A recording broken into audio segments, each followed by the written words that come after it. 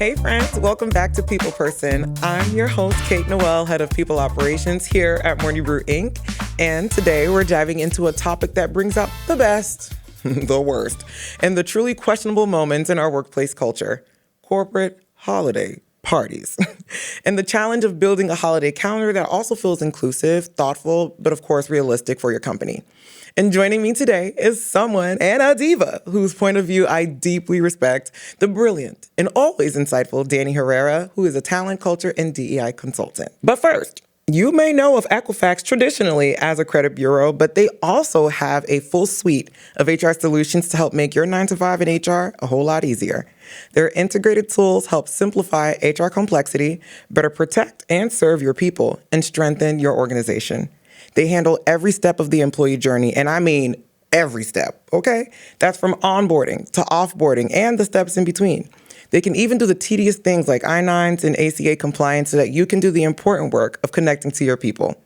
Even better, they can automate many of your critical HR compliance-focused functions to help ensure a smooth experience for each employee. So you may not have known, but now you know, so you're welcome. So go ahead and check out Equifax.com/HRBrew today. That's Equifax.com/HRBrew. So, Dani. Oh my God, thank you. That was great. I tried. But I mean, you make it easy. Introducing you is not a feat at all. It's like rolls off the tongue. Amazing. But now I want to know a little bit about your background and hearing, like, have you ever experienced like a crazy holiday situation, a fun one? Oh, I saw an eye roll. We're starting off with an eye roll. So there's something there. There's something there. It is something there. So I'll start maybe with a positive one. Okay. So the positive one was many, many years ago, I was working at a company, and what they did was they actually had it during the day. And they did it like some sort of a retreat of sorts. So you actually had spaces indoors and outdoors, and everybody could do like whatever it is that they wanted to. No alcohol was around, which made it, like way more inclusive and a little bit better. So that was a really good one. But the worst ones are really, really bad. Well, like I've seen everything. I've seen harassment. I've seen sexual harassment. Goodness. I've seen someone falling down stairs because they were a little bit tipsy. Oh. So yeah, not great. Please do not do that. Guys, like if you're gonna have a time safely. If that's like the tagline for today. Have a time safely. Yes. And in moderation. That was not great, honestly. Okay, now ambulances had to be called. The ambulance. It was a whole thing. We had to call authorities. We did. That person fell down the stairs, and I think that broke a leg or something like that. Not great, friend. No. Well, I hope they healed, first of all. Yes. Same. But as an HR person, all I'm thinking like, damn, that's workers' comp. Is that workers' comp actually, technically speaking, because it's work related? It is work related. So I don't really know because it was outside of working hours. Like, not great. Yeah. Actually, let's to the audience. Think about the paperwork that you have to do afterwards, like all of the processes. Like, no, and I ain't gonna hold you. Even with AI being a girl's best friend these days, you still have to be the one to put in the information for stuff like that. So you do. Gosh, man, I actually am curious to know, would that be considered workers' compensation? If you're having a time, you break a finger, a nail, or a limb, would that be workers' compensation? Let us know. Because I'm actually curious to know. I don't think I've experienced to that detriment, but I know, and you also have to consider like the insurance that you are putting down, like before the. No, it was a lot. Not great. Goodness. Well, clearly that stuck with you. It really did. But the crazy moments are the things I think in HR that like stays with us, right? Like obviously, I love the conversation you had about the fact that you had like a daytime situation, it was a retreat, it was inclusive, and even not offering alcohol, which I'm actually starting to see a trend in. Yes, and I love it. Me too, because granted, she is a fish, okay? But what I care most about is making sure that while I may like to drink the sea, those who are around me may not feel the need to feel pressured. Exactly. In scenarios like that. And I don't think that's enough of a conversation, but I like that it's starting to come up. It is. And it's also, you're also taking into consideration religious aspects as well. Not everybody actually drinks alcohol. Or maybe you have someone who is taking medication and they can't drink alcohol or whatever, it's, like a personal choice. Yeah. And if the only option that you have is alcohol, that's not great. That's a fair point. And that's going to be the entire theme of today's conversation when it talks about like holidays. Like, what are the things we should be thinking out as HR people, HR adjacent, whatever the situation is, to make sure that everyone can have a time in a way that speaks to what they value, how they feel comfortable, and how they can show up authentically.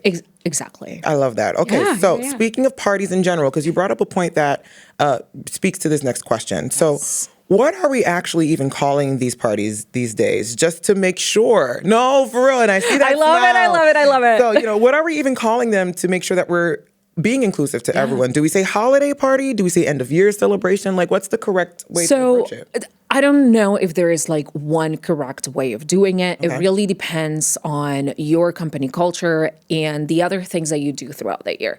Personally, I really like calling them a holiday party, or maybe an end of the year party, or the winter celebration if you live in the United States. But I do refrain from calling them, like a Christmas party or, anything that is religious, unless, of course, you are in a business that is, religion themed, if you may, right? Anything else, we try to be as inclusive and as open as we potentially can be. There are many holidays happening throughout the end of the year. And what are you really celebrating? Are you really celebrating the holiday period? Are you celebrating the end of the year for your company? Are you celebrating, I don't know, like the end of the quarter? Are we launching something new next year? Whatever that is. So it really depends on the other things that your company is doing, but I would recommend sticking to something general if possible. Yeah, I actually like that. Like, what are you celebrating? Exactly. I think that like the concept of like corporate holiday parties are just so ingrained. It's been here since like the beginning of time that I think we almost do forget like what is the reason? Why are we here? Yeah. Are we celebrating our employees? Is it more focused on the money that we made this year or whatever that is? Yeah. And I think with asking that question, that will then inform whether it's an HR person giving advice to leadership on how to like rebrand, because I don't actually take it a step further. I used to be the girl who also agreed and said like, yeah, let's call it holiday parties. Like, let's keep it generic, or end of year celebration. But I had an experience actually where I was the head of HR for a hotel out here in New York, and we were calling it the holiday party, right? I had a few employees who ended up telling me that because we are coining it holiday and because they do not celebrate holidays, they no longer felt like they were able to come in. And they didn't want to come in, and it's, and I hated that. Exactly. Yes, and I appreciate them even feeling comfortable to tell me, because I could also imagine feeling like othered in that way, where it's 100%. And it's so uncomfortable, right? Because at the end of the day, it's supposed to be a celebration, right? So again, asking, what is it that we are celebrating? Is it really the holiday season? If that is, that would be the name, and that would be in the communications that you're going to send and all of those things. But if the answer is no, just call it something else. Yeah, no, for real. Like, even as basic as it may seem, company party is okay. It is okay. It is more than okay. It is more than okay. It is. It is. And I just think, like, at the end of the day, like, you just want to come together and have a good time. Exactly. You could call it a pep rally for all I care. But, like, just you could call it a hangout. Yes. I mean, whatever it is. Yes. But also think about like your company culture. How are you calling other things, right? Like, we don't want to make sure, we don't want that party or that celebration to be something completely different than the other things that you usually do. I agree. Okay, so cool. So we had the party. We have the party. The party is on its way. It's on its way. So we show up to the party, right? Yeah. We got our regalia on. We got the outfit. We looking good. We looking cute. You look amazing. Yeah. Thank you. Don't distract me. I'm trying to be like a podcaster. Okay, but anyway, we go to the party. We're having a good time. We enjoy each other's company. As HR, I'm kind of like the chaperone in the room who's like looking around, making sure that things are what they should be. Now it's the day after.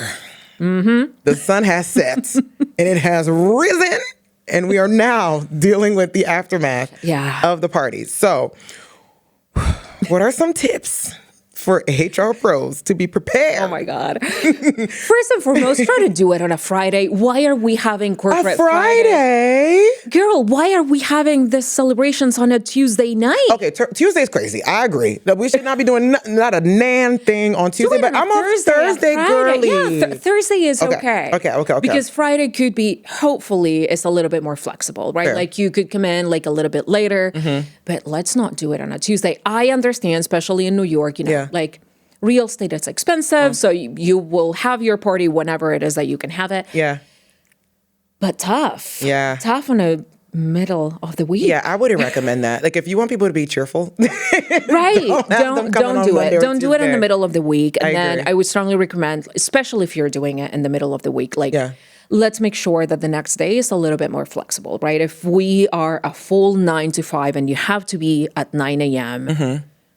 And that's in the company policy, maybe the party needs to end a little bit early, right? What does early mean? I don't know, friend. Like that will mean something completely different for everybody, but like something reasonable, maybe 9 p.m., 10 p.m. so people, can get back home and then sleep and then go back to the office. If your office is a little bit more flexible, maybe just know that people will start rolling in afternoon. I don't know, right? But you have to be okay with whatever it is that you're putting together and then what you are communicating and then what happens after. You cannot say you can come in at any point during the day and then get mad because someone shows up at 3 p.m. Yeah. Right? Part, yeah. That's not something that you can do, right? So you have to be very clear with what your rules are, your expectations are, and then communicate them very, very clearly. I love that. Be proactive with that. And then, to be honest, even the juicy part of it, like the day after is usually It's usually better than the holiday party itself. So look, in my own experience, I have seen where like I will learn things that may have happened at the party, whether it's against my will or not. But like, let's just say we get some tea. We hear tea. We hear something that has went down at the party, or maybe there was a little after party. Yeah. As an HR person, like what would you recommend to be the best way to approach these things if it comes across your desk, whether it's officially or unofficially? And like what would your recommendation be? Because we assumed folks would act like adults, and that can be on either side of the coin. Yeah, I know. So it goes back to whatever policy you have in place, right? And the culture that you've built. If unfortunately, you do hear someone that goes against company policies and hopefully not against the law. My God, please. Be a law-abiding citizen. You will have to follow, like there will be things that you will need to follow, right? There will be meetings that you will need to have. You might need to call in your lawyers and attorneys, whatever that is. Unfortunately, or fortunately, hopefully, that is not the case. But if you are hearing, as I was talking about before, like someone had an accident, there are processes and steps that you have to follow. You might want to make sure that that person is actually okay. Yeah, of course. Are they in the hospital? Do we need to notify their managers? Do we need to reassign the work that they were doing or whatever that is? If the tea is a little bit, on the unfortunate side, like there is, I don't know, like harassment, that is a more difficult conversation that we need to have, right? And some difficult decisions might need to be made. But again, it really depends on what the situation was, what your company culture is, and what your policies are. And if you do not have any policies to cover any of the things that we were talking about, maybe this is a time to actually get those done. Yes. No, I think that's exactly it. Like, I think being proactive is your best friend. Yes, you have to. You have to be proactive. Of course, you will never be able to cover, like, imagine every scenario out there, impossible. But at least the things that could potentially happen, right? Like an accident or someone saying something that they shouldn't have or sharing confidential information where they shouldn't have, or maybe drank a little bit more than they should have. Like, what are the things that you as an HR professional, what are the things that you will do about them? I love that. And honestly, I don't know if you've seen versions of this in other spaces that you've been in, but for me specifically, I think of ways where I could remind the people what the expectations Yes. are. But do it maybe in a light way. Because at the end of the day, like, I totally get it. Like, as HR, you already feel like we're the fun police in some capacity. And it's like, oh, brother, they're coming in. Or maybe you are one of the rare breeds or the fun breeds where it's like, you know, I get my job done, but I can have a good time. Yeah. But I know for me, like, when we have like corporate spaces or parties or events where we come together, it's like, all right, y'all, like, let's just do like a quick little refresher. Yes. Here's what we anticipate. And I think it's also important for HR folks to put that responsibility on managers as well. Whether it's like through Slack messages, like, hey, at the end of the day, there will be, you know, alcohol flowing, or just remember, like, this is still a workplace, like, situation. Yes. It's an extension of the work. Yes, 100%. So for me, a huge part of it, and I know that it can be boring, or as you were saying, like, you know, like trying to tame the fun a little bit, but you have to communicate beforehand.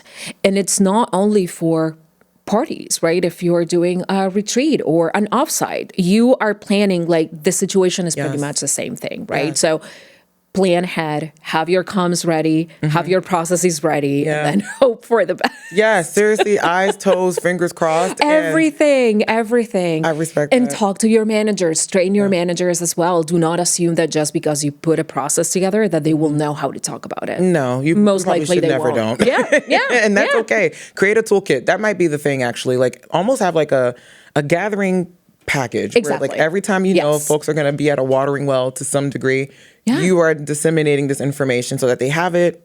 Create it once, you're done, and just reiterate it when it's important. 100%. I love that. Okay. So when you're building a holiday calendar, though, for a company, how would you say the best approach is to make it inclusive, thoughtful, but also still manageable for a business?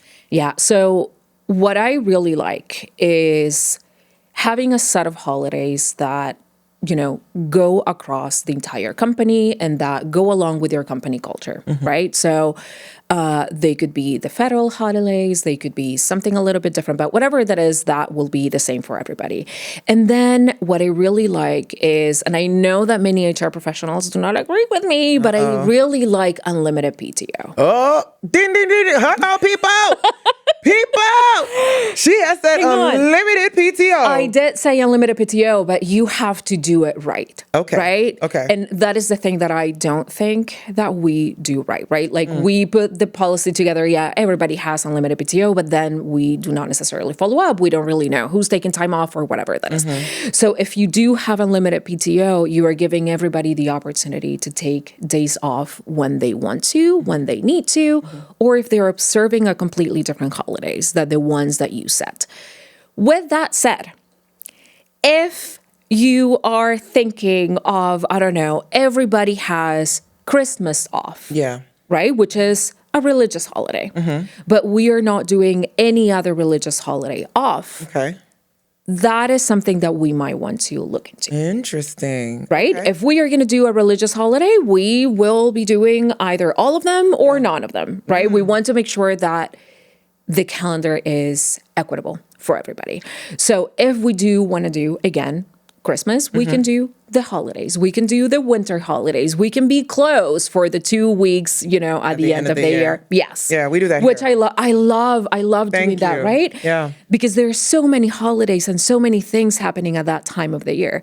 But then you also have to consider that there are many other holidays that are happening throughout the year and not necessarily in December. Yeah. So what do we do for those people? And that's when I think that having maybe flexible holidays or unlimited PTO can definitely help. Okay, so I want to touch on the unlimited PTO part Yes. just a little bit because my mind goes to it where, okay, first off, I agree. I think that when companies do unlimited PTO, the idea is that it's in good spirit, but I do think companies sometimes miss the mark by not having like minimums, for example. Like, yes, it's unlimited, 100%. but you should do at least 3 weeks and then have someone track it. Like, there's not enough structure. And so people are not knowing what to do exactly. And so it just becomes open-ended. And then you realize a lot less people are taking PTO. Exactly. Yes. So that's what I was saying. Like, we don't necessarily do it right all the time. Yeah. And I agree with you. A minimum of days for everybody to take. And then we do have to track, like, who's taking time off, who is not. Is there a particular team that is having issues with taking time off? Is there a particular manager who's not approving PTO? Is there a particular person who hasn't taken a single day off in like 6 months, right? So those are things that we want to start like looking into a little bit more. Yeah, but so now with the PTO part of it, Yes. whether it's unlimited or not, I wonder if that could be a little bit dangerous in the sense where we're almost considering PTO to be a supplement of holidays, right? Okay. Because, and maybe the word dangerous is not correct, but it's more so where holidays is like, regardless of what you have going on in your life, us as an employer, we are recognizing like this is great to either celebrate something, whether that's religious, not religious, etc., or we're just recognizing like this is a time for you to just have the time off, and we're forcing you to do it. Yeah. But then also paying you. I hope you're paying your people while they're out on holiday. Please, time and a half if you're feeling good. You know what I'm saying? But if it's PTO, we are then leaving that at the discretion of the employee to look at their life, see if they are able to take it, not feel pressures of their workload in order to take the time off. Yes. I wonder, do you think that is a smart way to supplement holidays as opposed to then the company just making the change themselves, or giving it back to the employee and say, well, like, look, you figure it out then, just know it's there. No, I see what you're saying, and I do agree. What we need to look into is, as you were saying before, like what is manageable for the company, right? If we are talking about a company who has a very large HR team and someone who can be putting together the actual calendar holiday and making sure that every single religious holiday or whatever holiday is in there, please do that. That is the best way to do it.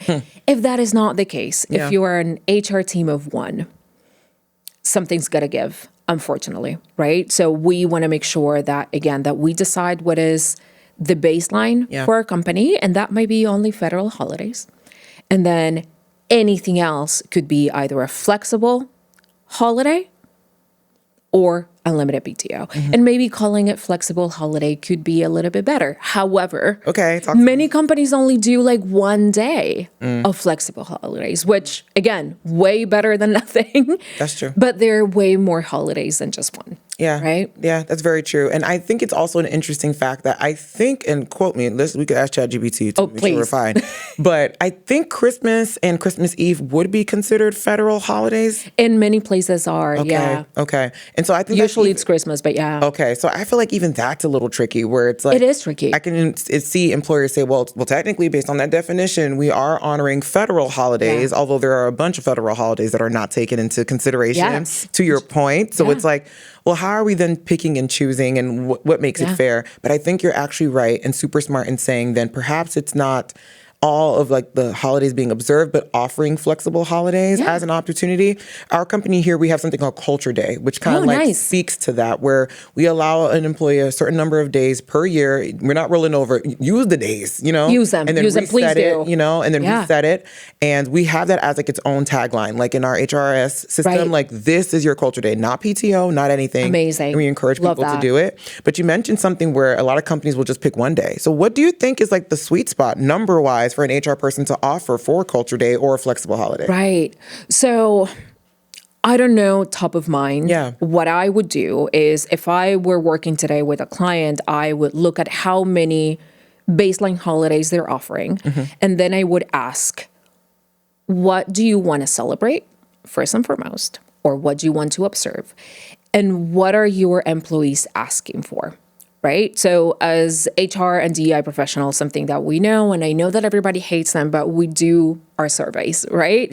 So we have an understanding of the demographics of our company, right? Do we have a majority of Muslim employees? So if that is the case, I would be looking into how many Muslim holidays are throughout the year, and I would make that the baseline for how many flexible days we have. So again, there is no one size fit all kind of solution. I would look into how many people do you have, what are the demographics, what do they want to observe, and then build something based on that. I like that idea too. And I think something that speaks even more to that, and is something that I've kind of carried with me throughout my career, is I think people love coming into a company and realize that they were thought of before they were even there. Yes. Before they were even there. Before. So like if there were even a space where like you are working at a company that perhaps didn't have like a Muslim population or didn't have like a large Black population and like Juneteenth wasn't a thing or whatever the situation is. How amazing it is to know that you are the first of whatever it is that you identify as, but this was already in place. Exactly. Yeah. So that's part of, the work that we do. And also in 2025, if you are not doing Juneteenth, I don't know what you're all doing. Girl, there's been crazier things. That's all I'm saying.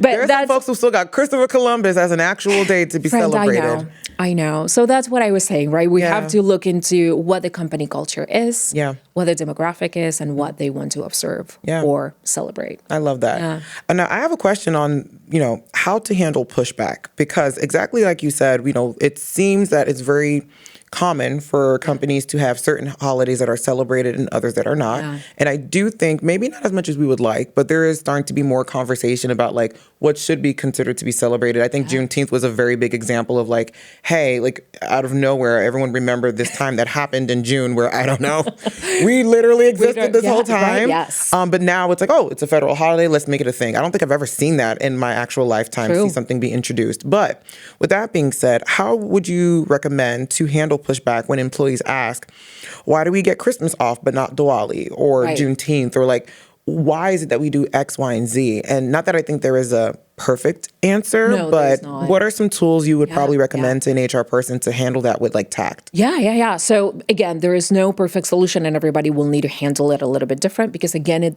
depends on what the company is and what they do, right? If it is a religious-based business, right? And if they're only celebrating one type of religious holiday and not all the other ones, maybe whenever you get that question, it is the starting point for you to start reviewing your calendar, right? So the answer would be, okay, thank you for bringing this to my attention. I didn't know. Let me fix it for next year. Hopefully you do.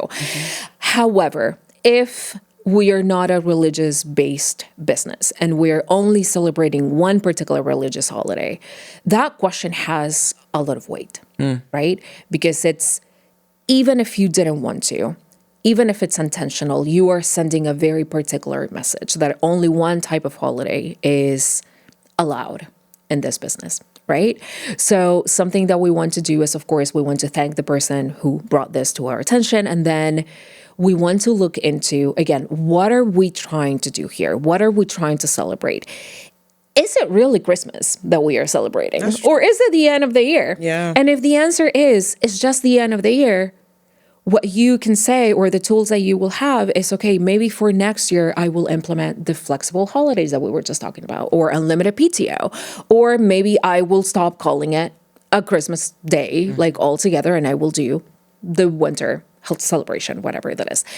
Ideally, the answer is always, okay, this is something that I didn't know, and this is a day that I will start offering as a flexible day or whatever that is. Yeah, I think that's very, very smart. And I also would say, as you were speaking, it kind of came to me that to recognize that the only way to celebrate a holiday isn't necessarily just with time off. Exactly. I think that it's fair to realize, and look, my HR folks in arms, I know it's not always easy to like introduce new policies and to do it in a way to get like buy-in. Yeah. But perhaps as you do the talk track that Dani just recommended of like, hey, we're going to consider this for next year. Thank you for letting us know.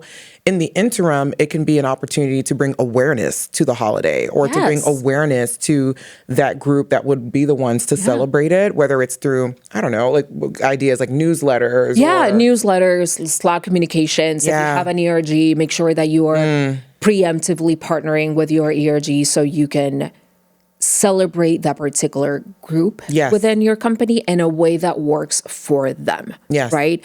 If we are not part of that group, we do not want to be taking up space that does not belong to us, right? Say it again. So again, if it's Diwali, right, and we cannot give the day off for whatever reason, right? Like we are in a business where we cannot do more than 2 weeks a year or whatever that is. Okay, what are some of the things that this particular group would want to have? Yeah.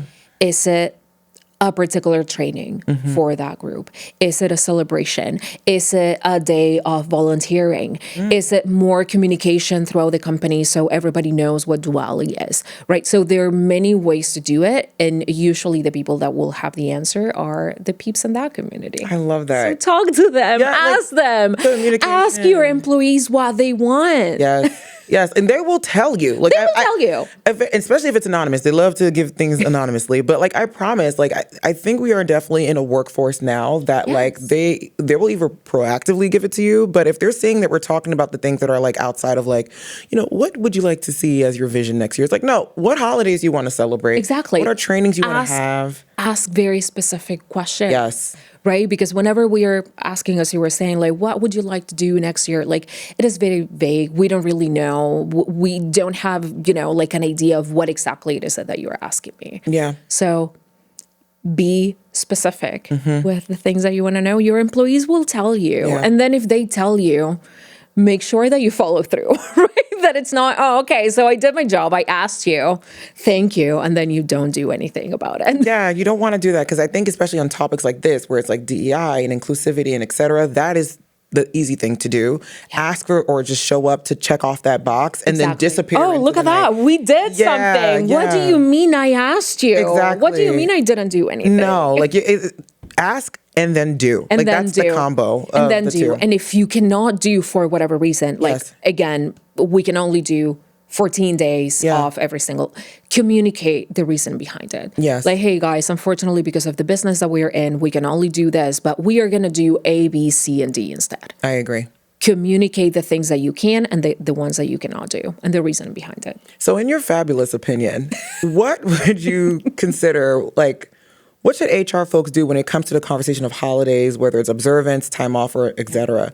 What should we start doing, stop doing, and keep doing? Those three hitters, and we're going to wrap this thing on out. Okay. Celebration ourselves. So start doing what we're talking about it just a minute ago. Start asking your employees what they want and what are the things that they would like to see. Stop making assumptions. Stop making decisions based on what you personally want to see. Like, I don't know, you're planning the corporate party. I know that you might like clapping, but maybe 90% of your employees may not, right? So do not make an assumption.